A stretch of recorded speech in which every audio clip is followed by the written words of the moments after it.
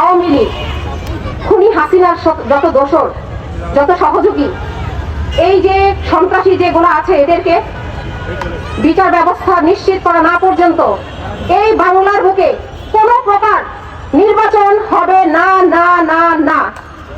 আজকের এই বিপ্লব আমাদের সবার, ছাত্র জনতা, জনগণ, নির্যাতিত জনগণ যারা আছে আমাদের এই বাংলার বুকে, আমাদের সবার এই বিপ্লব, সবার এই যুদ্ধ, আমাদের এই স্বাধীনতা আজকে সবার, আমাদের সবার কথা চিন্তা করে আমাদের এটা বিচারের যে কার্যক্রম এটা নিশ্চিত করে আমাদের আশা করব যে আমাদের যে নির্বাচন হবে এটা নিশ্চিত করা হোক।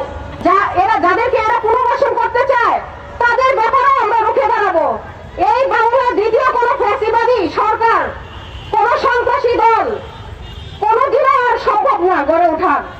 এখনো আমরা বিভিন্ন জায়গায় ক্যাম্পেইন এর কাজ চলছে, আমাদের নতুন দল আসছে, আমাদের জাতীয় নাগরিক কমিটির পক্ষ থেকে আমরা যারা করছি, আমাদের অনবরত আমাদের হুমকি দিয়ে যাচ্ছে, আমরা নারীরা কাজ করতে পারছি না।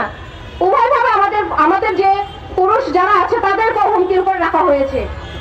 এই হুমকিগুলো আমাদের রুখে দাঁড়াতে হবে সততার সাথে। সবার শেষে এই কথাটাই বলবো, বাংলার বুকে আর কোনো ফ্যাসিবাদের জায়গা নেই, আর কোনো অন্যায় আর সন্ত্রাসের জায়গা নেই।